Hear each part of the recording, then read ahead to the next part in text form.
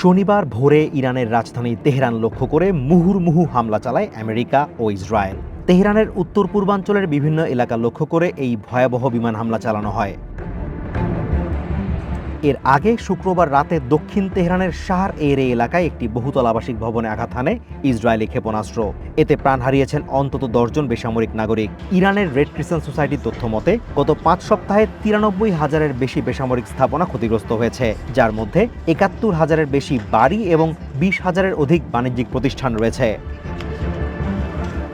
বিধ্বস্ত হয়েছে 295টি স্বাস্থ্য ও জরুরি সেবা কেন্দ্র এবং অন্তত 600 শিক্ষা প্রতিষ্ঠান। তেহরানের ফায়ার সার্ভিস প্রধান জানিয়েছেন, আবাসিক এলাকায় কোনো সামরিক স্থাপনা না থাকলেও সেখানে সুপরিকল্পিতভাবে হামলা চালানো হচ্ছে।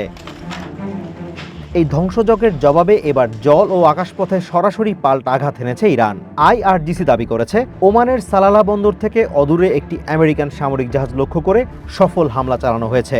যদিও ওমানের সার্বভৌমত্বের প্রতি শ্রদ্ধা রেখে তারা অন্য কোনো লক্ষ্যে আঘাত করেনি বলে জানিয়েছে। পাল্টা হামলার পরিধি বিস্তৃত হয়েছে সংযুক্ত আরব আমিরাত পর্যন্ত। দুবাইয়ের দুটি গোপন স্থানে 5 শতাধিক আমেরিকান সেনা অবস্থান করছিল এমন দাবি করে সেখানে মিসাইল ও ড্রোন হামলার কথা জানিয়েছে ইরান। IRGCর মুখপাত্র ইব্রাহিম জোলফাগারি হুঁশিয়ারি দিয়ে বলেছেন, ওই অঞ্চল আমেরিকান সেনাদের জন্য কবরস্থানে পরিণত হবে এবং তাদের নিঃশর্ত আত্মসমর্পণ ছাড়া কোনো উপায় থাকবে না।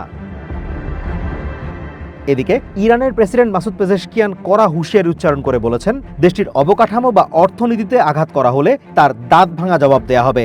তিনি প্রতিবেশী রাষ্ট্রগুলোকে সতর্ক করে বলেন, উন্নয়ন ও নিরাপত্তা চাইলে তারা যেন নিজেদের ভূখণ্ড ইরানের বিরুদ্ধে ব্যবহার করতে না দেয়। ইস্পাহান ও খুজেস্তানের ইস্পাত কারখানা থেকে শুরু করে খুন্দাবের পারমাণবিক গবেষণা কেন্দ্র এখন কোনো কিছুই এই ধ্বংসাত্মক যুদ্ধের বাইরে নয়। 28 ফেব্রুয়ারি থেকে শুরু হওয়া এই যুদ্ধে এখন পর্যন্ত 212 জন শিশু এবং 240 জন নারী সহ 1900-র বেশি ইরানি নাগরিক প্রাণ হারিয়েছেন। Azimur Rashid Kanak, one international desk.